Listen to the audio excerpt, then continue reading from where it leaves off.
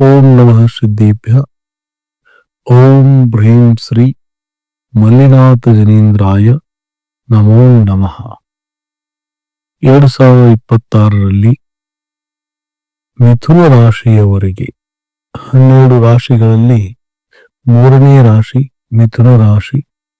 ಆ ರಾಶಿಗೆ ಯಾವ್ಯಾವ ಶುಭ ಫಲಗಳು ಮತ್ತು ಅಶುಭ ಫಲಗಳು ಸಿಗುತ್ತವೆ ಎಂಬುದನ್ನು ನಾವೆಲ್ಲರೂ ತಿಳಿಯೋಣ. ಮಿಥುನ ರಾಶಿಗೆ ಈಗಾಗಲೇ ಆ ರಾಶಿಯಲ್ಲೇ ಮಹಾಗ್ರಹ 9 ಗ್ರಹಗಳಲ್ಲಿ ತುಂಬಾ ಶ್ರೇಷ್ಠವಾದ ಗ್ರಹ ಗುರುಗ್ರಹ. ಅಂತಹ ಮಹಾ ಬೃಹಸ್ಪತಿ ಗುರುಗ್ರಹನೇ ಆ ಮಿಥುನ ರಾಶಿಯಲ್ಲಿ ಈಗಾಗಲೇ 5-6 ತಿಂಗಳಿಂದ ಅಲ್ಲಿ ಇದ್ದಾರೆ. ಆ ನಂತರ ಆ ಗುರುಗ್ರಹವು ಮುಂದೆ 2026 ಮೇ ತಿಂಗಳ ಕೊನೆಯವರೆಗೆ ಅಲ್ಲೇ ಇರ್ತಾರೆ. ಹಾಗಾಗಿ ಆ ನಂತರ ಮತ್ತೆ ಕರ್ಕ ರಾಶಿಗೆ ಅವರು ಗುರುಗ್ರಹ ಪರಿವರ್ತನೆ ಆಗ್ತದೆ. ಹಾಗಾಗಿ ಮಿಥುನ ರಾಶಿಯವರಿಗೆ 2026ರಲ್ಲಿ ಏನು ಫಲ ಸಿಗುತ್ತದೆ ಅಂದ್ರೆ, ಅದರಲ್ಲಿ ವಿಶೇಷವಾಗಿ ಪ್ರಾರಂಭದಲ್ಲಿ ಮಿಥುನ ರಾಶಿಯವರಿಗೆ ಜನವರಿ, ಫೆಬ್ರವರಿ, ಮಾರ್ಚ್ ಈ ಸಮಯದಲ್ಲಿ ಸ್ವಲ್ಪ ಅವರಿಗೆ ಸಮಸ್ಯೆಗಳಾಗ್ಬೋದು. ಆರೋಗ್ಯದಲ್ಲಿ ಅಥವಾ ಅವರ ಕೆಲಸ ಕಾರ್ಯಗಳಲ್ಲಿ ಏನಾದರೂ ಒತ್ತಡ ತೊಂದರೆಗಳು ಬರಬಹುದು. ಮತ್ತು ವಿಶೇಷವಾಗಿ ಈ ಸಮಯದಲ್ಲಿ ವರ್ಷದ ಪ್ರಾರಂಭದ 1-2-3 ತಿಂಗಳು ಪ್ರಯಾಣ ಮಾಡುವಾಗ, ಯಾತ್ರೆ ಮಾಡುವಾಗ, ಗಾಡಿ ವಾಹನ ಇವುಗಳಿಂದ ಸ್ವಲ್ಪ ಸಾವಧಾನಿಯಾಗಿ ಇರಬೇಕಾಗ್ತದೆ. ಯಾಕೆಂದ್ರೆ ಈ ಸಮಯದಲ್ಲಿ ಮಿಥುನ ರಾಶಿಯವರಿಗೆ ಮಕರ ರಾಶಿಯಲ್ಲಿ ಕೆಲವು ಸೂರ್ಯ, ಮಂಗಳ ಈ ಗ್ರಹಗಳ ಯೋಗ ಆಗ್ತದೆ. ಯಾಕಂದ್ರೆ ಮಿಥುನ ರಾಶಿಯಿಂದ 8ನೇ ಮನೆ ಮಕರ ರಾಶಿ ಆಗ್ತದೆ.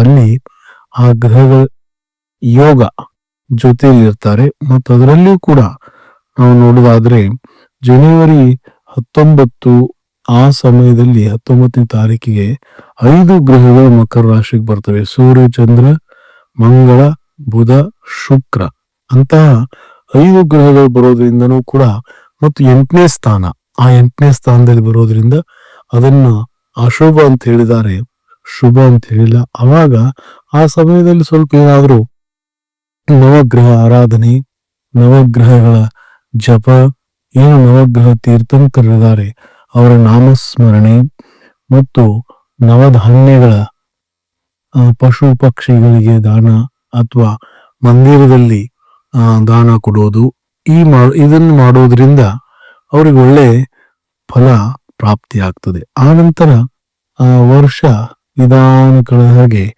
ಅವರಿಗೆ ಮಿಥುನ ರಾಶಿಯವರಿಗೆ ಒಳ್ಳೆ ಶುಭ ಫಲಗಳು ಪ್ರಾಪ್ತಿಯಾಗುತ್ತವೆ. ಮತ್ತು ಈಗಾಗಲೇ ಗುರುಗ್ರಹ ಮಿಥುನ ರಾಶಿಯಲ್ಲೇ ಇರೋದ್ರಿಂದ ಸ್ವರಾಶಿ, ಯಾವ ರಾಶಿಯಲ್ಲಿ ಆ ಗುರುಗ್ರಹ ಇರ್ತದೆಯೋ ಅಲ್ಲಿ ಜಾಸ್ತಿ ಫಲವನ್ನು ಕೊಡಲ್ಲ. ಅದರಿಂದ ಬೇರೆಯವರಿಗೆ, ಅನ್ಯರಿಗೆ ಬಹಳ ಮಿಥುನ ರಾಶಿಯವರಿಂದ ಲಾಭ ಆಗ್ತದೆ. ಮತ್ತು ಇನ್ನೊಂದು ಒಳ್ಳೇದೇನಪ್ಪಾ ಅಂದ್ರೆ, ಆ ಗ್ರಹ ಮಿಥುನ ರಾಶಿಯಲ್ಲಿ ಕೂತ್ಕೊಂಡು 5ನೇ ಮನೆ ತುಲಾ ರಾಶಿಯನ್ನು ಪೂರ್ಣ ದೃಷ್ಟಿಯಿಂದ ನೋಡ್ತಾ ಇದೆ. ಹಾಗಾಗಿ 5ನೇ ಮನೆ ನೋಡೋದ್ರಿಂದ ವಿದ್ಯಾರ್ಥಿಗಳಿಗೆ ಒಂದು ಒಳ್ಳೆ ಅಪಾರ್ಚುನಿಟಿ, ಒಳ್ಳೆ ಗೋಲ್ಡನ್ ಪೀರಿಯಡ್. ಆ ಸಮಯದಲ್ಲಿ ಅವರು ಒಳ್ಳೆ ವಿದ್ಯಾಭ್ಯಾಸ, ಅವರು ಏನು ಹೈಯರ್ ಎಜುಕೇಶನ್ ಮಾಡೋರಿದ್ರೆ ಅದರಲ್ಲಿ ಅನುಕೂಲ ಆಗ್ಬೋದು. ಅಥವಾ ಆ ಸಮಯದಲ್ಲಿ ಏನು ಎಕ್ಸಾಮ್ಗಳು, ಪರೀಕ್ಷೆಗಳು ಬರ್ತವೆ, ಆ ಟೈಮಲ್ಲಿಯೂ ಕೂಡ ಅವರು ಒಳ್ಳೆ ಮಾರ್ಕ್ಸ್ ತಗೊಂಡು ಉತ್ತೀರ್ಣರಾಗ್ತಾರೆ. ಮತ್ತು ಧರ್ಮದ ಯಾತ್ರೆಗಳು, ಗುರುಗಳ, ಭಗವಂತನ ದರ್ಶನ, ತೀರ್ಥಕ್ಷೇತ್ರ ಯಾತ್ರೆಗಳು ಆದಿ ಈ ಸಮಯದಲ್ಲಿ ನಿಮ್ಮಿಂದ ಆಗ್ತವೆ. ಆಮೇಲೆ ಅದೇ ರೀತಿ ಗುರುಗ್ರಹ 7ನೇ ಸ್ಥಾನವನ್ನು ಅಂದ್ರೆ ಧನುರಾಶಿಯನ್ನು ಕೂಡ ಅವರು ಪೂರ್ಣ ದೃಷ್ಟಿಯಿಂದ ನೋಡ್ತಾ ಇದ್ದಾರೆ. ಅದಕ್ಕಾಗಿ ನೋಡಿ, ತನ್ನ ಸ್ವಂತ ಮನೆನೇ ಧನುರಾಶಿ ಗುರು ಬೃಹದಿರೋದ್ರಿಂದ ಏನೇನು ವೈವಾಹಿಕ ಜೀವನದಲ್ಲಿ ಯಾರಿಗಾದ್ರೂ ತೊಂದರೆಗಳು ಸಮಸ್ಯೆಗಳು ಬರ್ತಾ ಇದ್ರೆ ಅವುಗಳ ಎಲ್ಲ ದೋಷಗಳು ಸಮಸ್ಯೆಗಳು ಪರಿಹಾರ ಆಗ್ತವೆ. ಆಮೇಲೆ ಏನಪ್ಪಾ ಅಂದ್ರೆ ವ್ಯಾಪಾರದಲ್ಲಿ ವ್ಯವಹಾರದಲ್ಲಿ ಏನಾದರೂ ಹೊಸ ಕಾರ್ಯಗಳನ್ನು ಮಾಡುವರಿದ್ರೆ ಅವುಗಳಲ್ಲಿಯೂ ಕೂಡ ಅವರಿಗೆ ಉತ್ತಮವಾದ ಫಲ ಪ್ರಾಪ್ತಿಯಾಗುತ್ತದೆ. ಆನಂತರ 9ನೇ ಸ್ಥಾನ ಕುಂಭ ರಾಶಿಯನ್ನು ಗುರುಗ್ರಹ ನೋಡುವುದರಿಂದ ಮಿಥುನ ರಾಶಿಯಲ್ಲಿ ಕುಳಿತುಕೊಂಡು ಅಲ್ಲಿ ರಾಹುಗ್ರಹ ಇದ್ದಾರೆ. ಆ ರಾಹುಗ್ರಹ ಭಾಗ್ಯದಲ್ಲಿ ಅಷ್ಟು ಶುಭ ಫಲವನ್ನು ಕೊಡುವುದಿಲ್ಲ. ಆದ್ರೂ ಗುರುಗ್ರಹ ದೃಷ್ಟಿ ಇರೋದರಿಂದ ಆ ರಾಹುಗ್ರಹ ಯಾವುದೇ ತರದ ಕುಪ್ರಭಾವವನ್ನು ಅಶುಭ ಪ್ರಭಾವವನ್ನು ಮಾಡ್ತಾ ಇಲ್ಲ. ಗುರುಗ್ರಹ ತನ್ನ ರಾಶಿ ಮಿಥುನ ಲಗ್ನದಲ್ಲಿ ಕೂತ್ಕೊಂಡು ಅದನ್ನು ಅವರು ಬ್ಯಾಲೆನ್ಸ್ ಮಾಡ್ತಾ ಇದ್ದಾರೆ. ಆನಂತರ ಮೇ ತಿಂಗಳ ಆದ್ಮೇಲೆ ಜೂನ್ ಫಸ್ಟ್ ವೀಕ್ದಲ್ಲಿ ಏನು ಗುರುಗ್ರಹ ಪರಿವರ್ತನೆ ಆಗ್ತದೆ, ಅವಾಗ ಮಿಥುನ ರಾಶಿಯಿಂದ ಕರ್ಕ ರಾಶಿಗೆ ಗುರುಗ್ರಹ ಬರ್ತಾರೆ. ಆ ಕರ್ಕ ರಾಶಿಯಲ್ಲಿ ಉಚ್ಚ ಸ್ಥಾನದಲ್ಲಿ ಬಂದಾಗ ಮಿಥುನ ರಾಶಿಗೆ ಪೂರ್ಣ ಗುರುಬಲ ಸಿಗ್ತದೆ. ಅಂದ್ರೆ 2027 ಏಪ್ರಿಲ್ ಮೇವರೆಗೆ ಮಿಥುನ ರಾಶಿಯವರಿಗೆ ಗುರುಬಲ ಸಿಗ್ತದೆ. ಯಾರಿಗಾದ್ರೂ ಮನೆ ಕಟ್ಟೋದಾಗಿರ್ಬೋದು, ಗೃಹ ಪ್ರವೇಶಗಳು ಮಾಡೋದಾಗಿರ್ಬೋದು, ಶುಭ ಮನೆಯಲ್ಲಿ ಶುಭ ಮಂಗಲ ಕಾರ್ಯಗಳು ಜರುಗುತ್ತವೆ. ಆನಂತರ ಯಾರು ಅವಿವಾಹಿತರಿದ್ದಾರೆ ಅಂಥವರಿಗೆ ವಿವಾಹದ ಯೋಗವು ಕೂಡ ಲಭಿಸುತ್ತದೆ. ಹಾಗಾಗಿ ಗುರುಗ್ರಹ 2ನೇ ಮನೆಯಲ್ಲಿ ಧನಸ್ಥಾನದಲ್ಲಿ ಬರೋದ್ರಿಂದ ಅವರಿಗೆ ಧನ ಸಂಪತ್ತಿ ಉತ್ತಮ ಆರೋಗ್ಯ ಇವುಗಳೆಲ್ಲ ಅವರಿಗೆ ಪ್ರಾಪ್ತಿಯಾಗ್ತವೆ.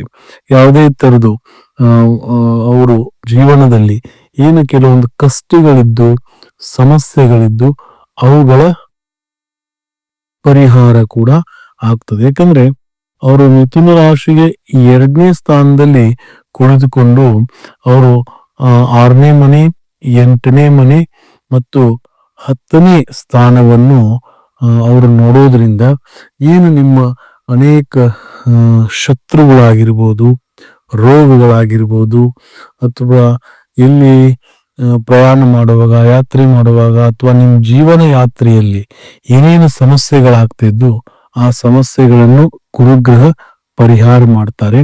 ಮತ್ತು 10ನೇ ಮನೆಯಲ್ಲಿ ನಿಮ್ಮ ರಾಶಿಯಿಂದ 10ನೇ ಮನೆಯಲ್ಲಿ ಶನಿ ಗ್ರಹ ಕೂರ್ತಿದ್ದಾರೆ. ಹಾಗಾಗಿ ಅಲ್ಲಿ ಗುರುಗ್ರಹ ದೃಷ್ಟಿ ಇರೋದ್ರಿಂದ ಕಾರ್ಯಸ್ಥಾನದಲ್ಲಿ ಮತ್ತು ವಿಶೇಷವಾಗಿ ಯಾರು ಗೌರ್ಮೆಂಟ್ ಜಾಬ್ ಮಾಡ್ತಾ ಇದ್ದಾರೆ, ಸರ್ಕಾರಿ ಕರ್ಮಚಾರಿಗಳಿದ್ದಾರೆ, ಅಥವಾ ಯಾರಾದರೂ ಪೊಲಿಟಿಷಿಯನ್ ಫೀಲ್ಡ್ ಇದ್ದಾರೆ, ಅವರಿಗೂ ಕೂಡ ತುಂಬಾ ಕಾರ್ಯಶೈಲಿಯಲ್ಲಿ ಅವ್ರದ್ದು ಒಳ್ಳೆ ಹೆಸರಾಗುವುದು, ಅವರ ಕೆಲಸ ಕಾರ್ಯಗಳು ತುಂಬಾ ಚೆನ್ನಾಗಿ ನಡೆಯುತ್ತವೆ. ಆನಂತರ ಗುರುಗ್ರಹ 10ನೇ ಮನೆಯನ್ನು ನೋಡೋದ್ರಿಂದ ಏನು ಕೆಲಸ ಕಾರ್ಯಗಳಲ್ಲಿ ಅದರಲ್ಲಿ ಯಾರು ನೌಕರಿ ಮಾಡ್ತಾ ಇದ್ದಾರೆ, ಜಾಬ್ಗಳು ಮಾಡ್ತಾ ಇದ್ದಾರೆ, ವ್ಯಾಪಾರ ವ್ಯವಹಾರಗಳು ನಡೀತಾ ಇದ್ದಾವೆ ಅಂತಹ ಜನರಿಗೂ ಕೂಡ ಅವರ ಜೀವನದಲ್ಲಿ ಯಶ್ ಕೀರ್ತಿ ಮತ್ತು ಪದೋನ್ನತಿ ಆದಿ ಕಾರ್ಯಗಳು ನಡೀತವೆ. ಹಾಗಾಗಿ ಗುರುಗ್ರಹ ಪರಿವರ್ತನೆಯಿಂದ ಮಿಥುನ ರಾಶಿಗೆ ಒಳ್ಳೆ ಫಲ ಇದೆ. ಆಮೇಲೆ ಇನ್ನೊಂದು ವಿಶೇಷ ಏನಪ್ಪಾ ಅಂದ್ರೆ ಶನಿ ಗ್ರಹ ನೋಡ್ಬೋದು. ಈಗ ನಿಮಗೆ ಮಿಥುನ ರಾಶಿ ಮಿಥುನ ಲಗ್ನಕ್ಕೆ 10ನೇ ಮನೆಯಲ್ಲಿ ಶನಿ ಇದ್ದಾನೆ. ನೆಕ್ಸ್ಟ್ 2027ಕ್ಕೆ ಬಹುಶಃ ಜೂನ್ 3ನೇ ತಾರೀಕು ಮೇಷ ರಾಶಿಗೆ ಶನಿ ಗ್ರಹ ಪ್ರವೇಶ ಆಗುತ್ತದೆ. ಆವಾಗ ಮಿಥುನ ರಾಶಿಗೆ ಲಾಭಸ್ಥಾನದಲ್ಲಿ ಮಿಥುನ ಲಗ್ನಕ್ಕೆ ಲಾಭಸ್ಥಾನದಲ್ಲಿ ಶನಿ ಬರೋದ್ರಿಂದ ನಿಮ್ಮ ಜೀವನದಲ್ಲಿ ಅನೇಕ ಲಾಭಗಳು, ಸ್ಥಿರ ಸಂಪತ್ತಿಗಳು, ಜಮೀನು ಆಸ್ತಿ, ನಿಮ್ಗೇನಾದ್ರೂ ಕೋರ್ಟು ಕೇಸು ಕಚೇರಿ ಅವುಗಳದ್ದು ಏನಾದ್ರೂ ಸಮಸ್ಯೆಗಳಿದ್ರೆ ಅವುಗಳನ್ನು ಪರಿಹಾರ ಮಾಡಿಕೊಡ್ತಾನೆ. ಏನು 2026ರಿಂದ ಹಿಡಿದು ಸುಮಾರು 2030ರವರೆಗೆ 29, 30ರವರೆಗೆ ಮಿಥುನ ರಾಶಿಯವರಿಗೆ ಸಾಮಾನ್ಯವಾಗಿ ಉತ್ತಮ ಫಲನೇ ಇದೆ. ಯಾಕಂದ್ರೆ 10ನೇ ಮನೆಯಲ್ಲಿ ಆಮೇಲೆ 11ನೇ ಮನೆಯಲ್ಲಿ ಶನಿ ಬರೋದ್ರಿಂದ ಒಳ್ಳೆ ಫಲವನ್ನು ಕೊಡ್ತಾನೆ. ಆ ನಂತರ 2030 ನಂತರ ಮಿಥುನ ರಾಶಿಯವರಿಗೆ ಲಗ್ಭಗ ಸಾಡೆ ಸಾತಿ ಬರ್ತದೆ. 7 ಶನಿ ಬರುವುದರಿಂದ ಅಲ್ಲಿ ಅವ್ರಿಗೆಲ್ಲ ಸ್ವಲ್ಪ ಸಮಸ್ಯೆಗಳು ತೊಂದರೆಗಳು ಪ್ರಾರಂಭ ಆಗಲಿಕ್ಕೆ ಸ್ಟಾರ್ಟ್ ಆಗ್ತವೆ. ಅದಕ್ಕೋಸ್ಕರ ಈಗ ಒಂದು 3-4 ವರ್ಷ ಏನು ಸಮಯ ಒಳ್ಳೆದಿದೆ ಅದರ ಉಪಯೋಗ ಮಾಡಿಕೊಳ್ಳಿ. ಮತ್ತು ಶನಿ ಗ್ರಹದ ಏನು ಜಪ ಇದೆ ಆ ಜಪ ಮಾಡಿ, ಮತ್ತು ನಿಮ್ಮ ರಾಷ್ಟ್ರಾಧಿಪತಿ ಏನು ಬುಧ ಇದ್ದಾನೆ ಆ ಬುಧ ಗ್ರಹದ ಜಪ ಮಾಡಿ. ಮತ್ತು ಇನ್ನೊಂದು ವಿಶೇಷ ಏನಪ್ಪಾ ಹೇಳೋದಂದ್ರೆ, ರಾಹು ಗ್ರಹ ಈಗಾಗಲೇ ಭಾಗ್ಯಸ್ಥಾನದಲ್ಲಿದ್ದಾರೆ ಮತ್ತು ಕೇತು ಗ್ರಹ 3ನೇ ಮನೆಯಲ್ಲಿ ನಿಮ್ಮ ರಾಶಿಯಿಂದ ಇರೋದ್ರಿಂದ, 3ನೇ ಮನೆಯಲ್ಲಿ ಕೇತು ಇರೋದ್ರಿಂದ ಒಳ್ಳೆಯ ಆಧ್ಯಾತ್ಮಿಕ ಚಿಂತನೆ, ಧಾರ್ಮಿಕ ಚಿಂತನೆ ಮತ್ತು ನಿಮ್ಮ ವರ್ಚಸ್ಸುವ ಶಕ್ತಿ ಮತ್ತು ಯಾವುದೇ ಒಂದು ಡಿಸಿಷನ್ ತಗೊಳ್ಳಿಕ್ಕೆ ನಿಮಗೆ ತುಂಬಾ ಶಕ್ತಿ ಇರುತ್ತದೆ. ಅಂಥದ್ದೆಲ್ಲ ಒಳ್ಳೆ ಆ ಕೇತು ಫಲವನ್ನು ಕೊಡ್ತಾನೆ. ಆದರೆ ರಾಹು ಭಾಗ್ಯದಲ್ಲಿರೋದ್ರಿಂದ ನಿಮ್ಮ ಭಾಗ್ಯದಲ್ಲಿ ತಡೆಗಳು, ನೀವು ಎಷ್ಟೇ ಸಂಘರ್ಷ ಮಾಡ್ತಾ ಇರ್ತೀರಾ, ಪರಿಶ್ರಮ ಪಡ್ತಾ ಇರ್ತೀರಾ, ಆದ್ರೂ ನಿಮಗೆ ಅದು ಏನೊಂದು ಪ್ರತಿಫಲ ಸಿಗ್ಬೇಕು ಅದು ಸಿಗೋದಿಲ್ಲ. ಯಾಕಂದ್ರೆ ಅಲ್ಲಿ ಭಾಗ್ಯದಲ್ಲಿ ರಾಹು ಕೂತಿರೋದ್ರಿಂದ ಅವನು ಏನಾದ್ರೂ ಭಾಗ್ಯದಲ್ಲಿ ಹಾನಿ ಮಾಡ್ತಾನೆ ಇರ್ತಾನೆ. ಹಾಗಾಗಿ ಮುಂದೆ ಡಿಸೆಂಬರ್ 2026 ಮೊದಲನೇ ವೀಕ್ ನಂತರ ರಾಹು ಮಕರ ರಾಶಿಗೆ ಬಂದಾಗ ನಿಮ್ಗೆ ಅಷ್ಟಮ ಸ್ಥಾನದಲ್ಲಿ ರಾಹು ಕುಳಿತುಕೊಳ್ತಾನೆ.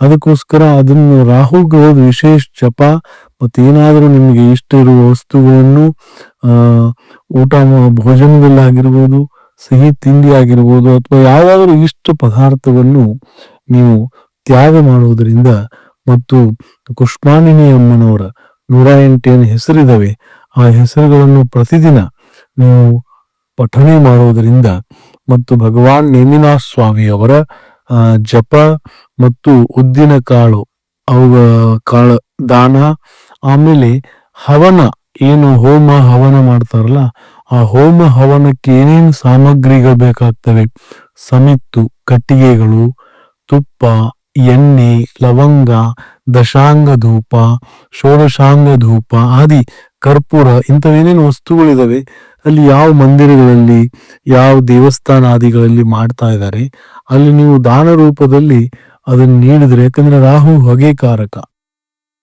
ಅಂತಹ ಹವನ ಮಾಡೋದ್ರಿಂದ ಆ ಶುದ್ಧಿ ಮತ್ತು ರಾಹುವಿನ ಏನು ಕುಪ್ರಭಾವವಿದೆ ಅದು ದೂರ ಆಗ್ತದೆ. ಹಾಗಾಗಿ ನಿಮಗೆ ರಾಹುಗ್ರಹ ಮುಂದೆ ಸ್ವಲ್ಪ ಕಷ್ಟ ಕೊಡ್ಬೋದು. ಅದಕ್ಕೋಸ್ಕರ ಅವ್ರದ್ದು ರಾಹುಗ್ರಹದ ಜಪವನ್ನು ಕೂಡ ತಾವು ಮಾಡಲೇಬೇಕು. ಆ ನಂತರ ಏನೇನು ಲಾಭ ಆಗಬಹುದಂದ್ರೆ ನಿಮಗೆ ವಿಶೇಷವಾಗಿ 2026ರಲ್ಲಿ ಧನ ಸಂಪತ್ತಿಯ ಯೋಗ ತುಂಬಾ ಚೆನ್ನಾಗಿದೆ. ಯಾರಿಗೆ? ಮಿಥುನ ರಾಶಿಯವರಿಗೆ ದುಡ್ಡು ಕಾಸು ಅದರದ್ದು ವಿಷಯದಲ್ಲಿ ಒಳ್ಳೇದಿದೆ. ಆರೋಗ್ಯ, ಯಾರಿಗಾದ್ರೂ ತುಂಬಾ ಆರೋಗ್ಯದಲ್ಲಿ ತೊಂದರೆ ಇದ್ರೆ ಅದು ಕೂಡ ಆರೋಗ್ಯದಲ್ಲಿ ಸುಧಾರಣೆ ಆಗುತ್ತದೆ. ಹಾಗಾಗಿ 2026 ಮಿಥುನ ರಾಶಿಯವರಿಗೆ ಒಂದು 70-80% ಒಳ್ಳೆ ಶುಭ ಯೋಗ ನಿಮಗೆ ಲಭಿಸುತ್ತದೆ. ಮತ್ತು ಮಿಥುನ ರಾಶಿ ಮತ್ತು ಮಿಥುನ ಲಗ್ನದವರಿಗೆ 2026 ಸುಖವಾಗಿರಲಿ, ನೆಮ್ಮದಿಯಿಂದ ಇರಲಿ, ಸುಖ ಶಾಂತಿ ಸಮೃದ್ಧಿ ಪ್ರಾಪ್ತ ಆಗಲಿ ಅಂತ ಶುಭ ಭಾವನೆಯನ್ನು ಮಾಡುತ್ತಾ ಓಂ ನಮಃ ಸಿದ್ಧೇಭ್ಯಃ.